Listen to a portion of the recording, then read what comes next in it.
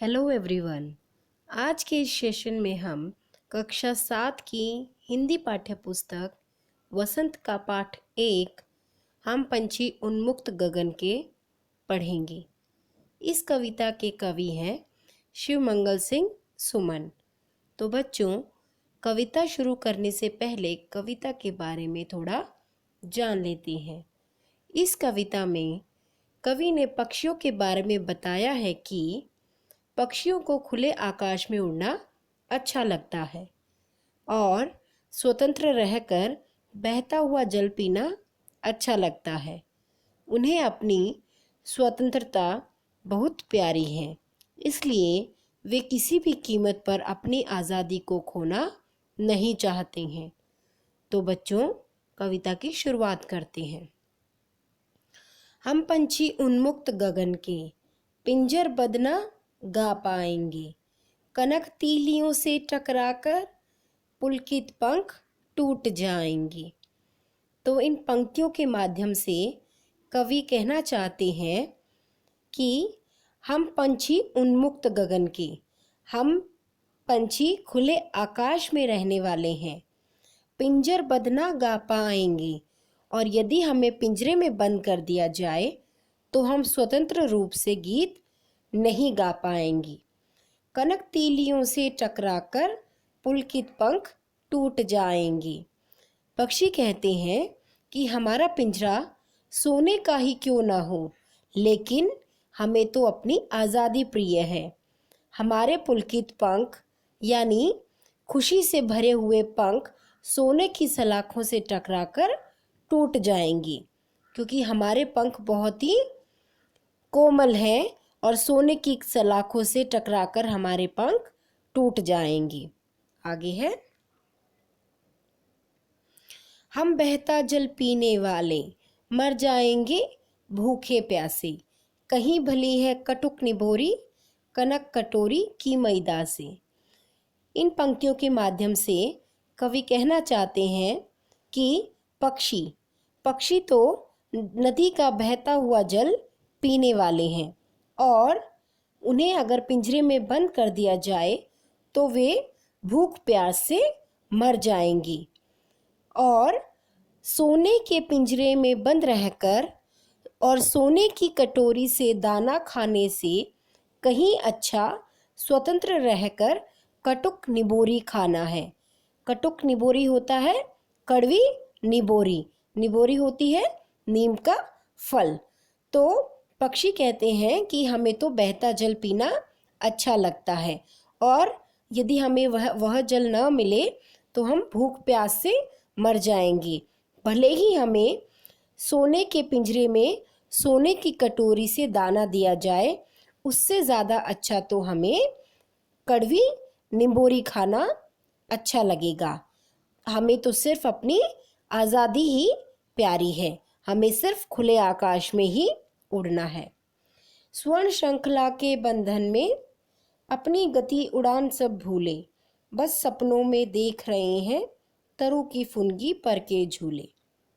तरु होता है पेड़, फुनगी होता है पेड़ की जो सबसे ऊपर की ऊंची डाल।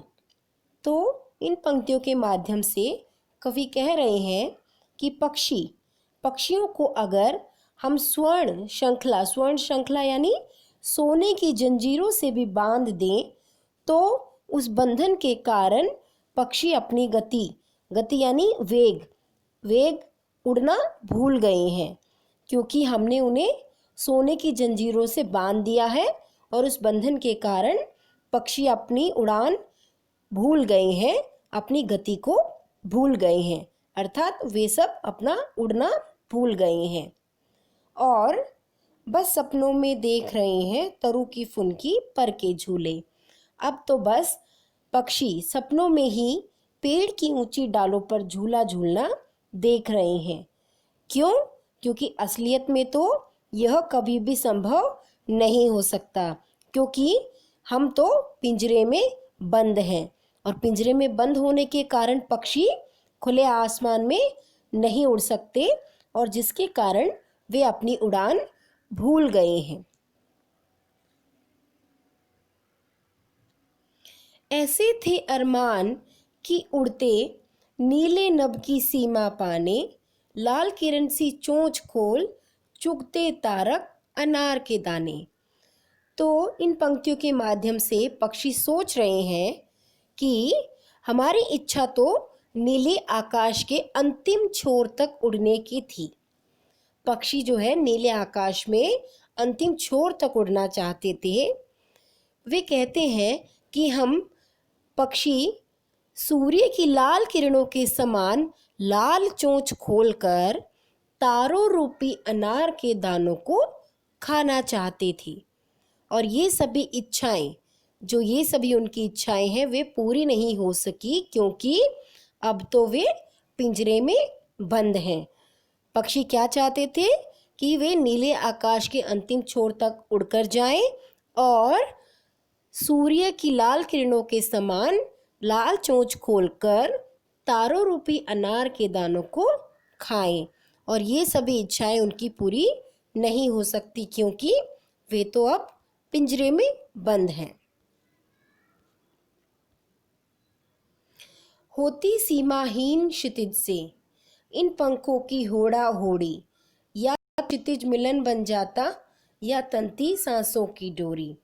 सीमाहीन होता है बच्चों जिसकी कोई सीमा न हो, और क्षितिज होता है वह बिंदु जहाँ पर आकाश और धरती मिलते हुए से प्रतीत होते हैं, दिखाई देते हैं। लेकिन ये सब सच नहीं है, क्योंकि हमारा आकाश और धरती का जो मिलन है वो तो सीमाहीन है, जिसकी कोई सीमा ही नहीं है।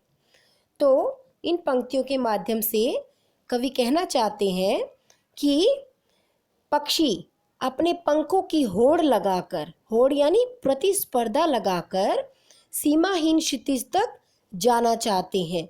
जैसा कि मैंने बताया, सीमाहीन जिसकी कोई सीमा ना हो, और क्षितिज वह बिंदु जहाँ धरती और आकाश मिलते हुए से प्रतीत होते हैं। तो पक्षी चाहते हैं कि वे अपने पंखों की होड़ लगाकर सीमाहीन क्षितिज तक जाना चाहते हैं, लेकिन क्षितिज की तो कोई सीमा ही नहीं होती। तो उड़ते उड़ते वे थक जाते हैं और उनकी मृत्यु हो जाती है, क्योंकि क्षितिज का तो कोई अंत ही नहीं होता। और अगर उन्हें क्षितिज ना मिले तो वे मर जाना चाहते हैं।